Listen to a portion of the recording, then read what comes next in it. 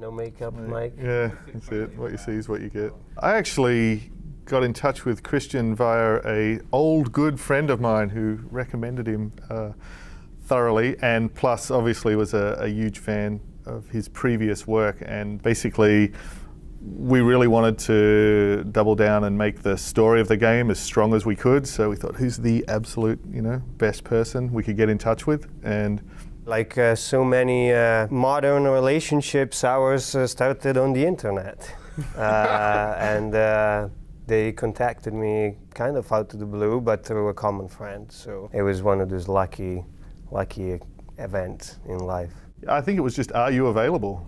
Yeah, I think it was something like that. Yeah, something along those lines. What are you doing for the next few months was kind of like the first question. And I guess my first question was, for what? I'm here to capture or kill Bill Williamson.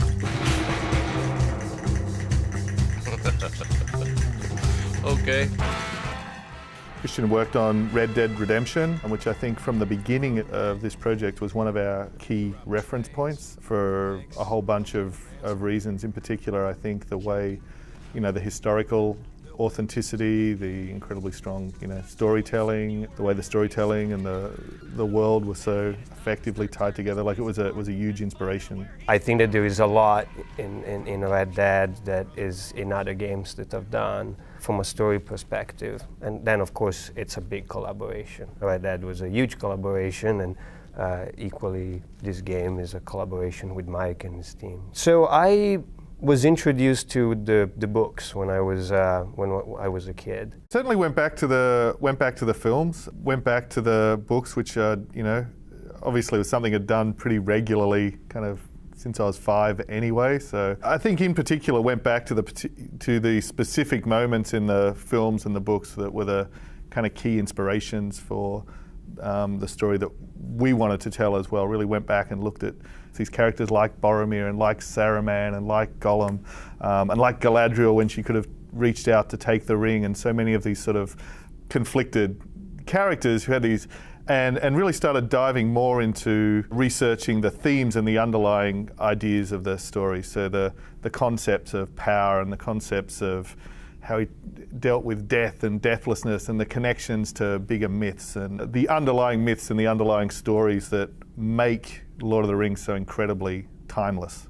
I didn't get to see the Hobbit early. What, did you? I saw it at the movies. You never told me that. Yeah. And to be honest, I don't know if I would feel even comfortable doing it, because this is very much our story, our take on the story. And I believe that the filmmakers have done an amazing job, and why it has been so successful is because it's an angle, it's a take, it's a strong take, but it's also very personal to them.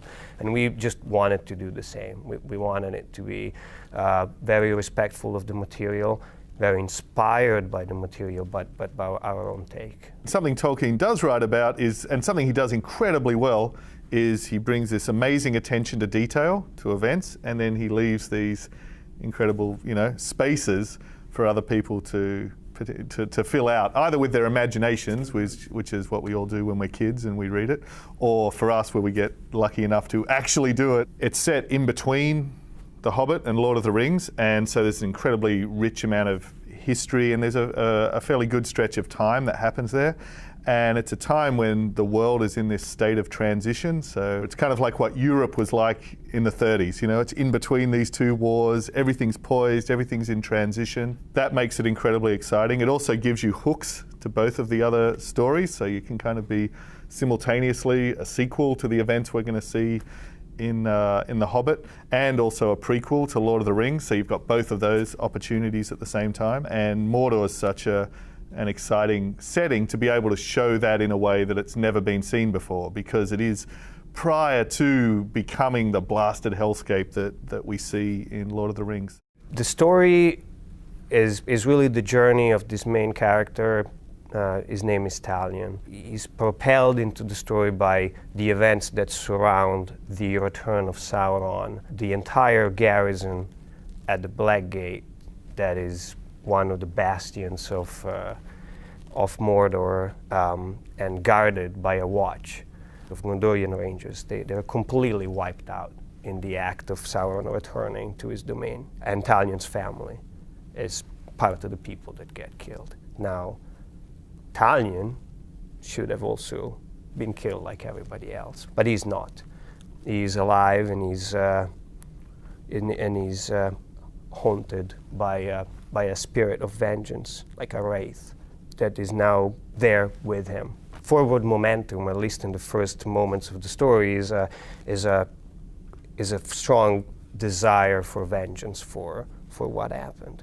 But clearly, the arc of the character evolves from simply finding the people that did this to his family into what is this curse that is actually preventing me from being reunited with my family. The presence of Talion's family is both a gateway into the story. The story is so epic, and the themes are so big, and the stakes, as I said, are so high, that we needed an entry point that would allow people to really understand in the micro level what's happening in the macro level. And if I say, you know, the world is on the brink of disaster, it could be so big that your mind doesn't understand it or doesn't fully absorb it. But when I say your family is in danger, everybody has a family, and everybody can connect to that. And Talion is trying to uncover this mystery of why he can't find peace with his family. So they're not only in his past, they're in his future as well. He's trying to get back to them. There will certainly be other characters, and this is a very character-driven story. Okay, great. Yeah, so Sauron's been absent from Mordor for 2,000 years, so it's been inhabited by people, by different tribes, by different cultures, who are obviously enormously impacted by the return of Sauron, but they're still there at this time. So. And we spoke of Gollum, so we also have people that have come in specifically for what has happened. So we have people that are there, people that are getting in there, people that are trying to get out of there. The environment and the events in themselves are very fertile ground for telling stories. Yeah, I think a big goal for us is to have obviously an incredibly strong character-driven story running through that's driving Talion and the player forward, but not to make that feel disconnected from this living world that we're creating and this simulation of the society. So the two things really do inform each other. So the world feels very alive, but you're driving through this very engaging story with it as well. The story's kind of clearly marked. They can navigate through the story, but at some points moving forward in the story is going to engage in the living world, and at other points, you know, parts of the dynamic world are going to find their way into the story. So it's just trying to, from the player's point of view, break down the sense that there's a separation between those two things, just make the world feel alive and real, and that they're experiencing this story through it. Yes, and everything has been kept very cohesive, so everything you do anyway feels like you're pretty much operating in the same direction of advancing the story. There's nothing in this game that makes you feel like you've pressed pause on the story and you went to do something else. It's all integrated. Just be patient, because it's gonna come out soon, and it'll be worth the wait. Yeah. You can guarantee that it's gonna be worth the wait? I can guarantee it'll be worth the wait.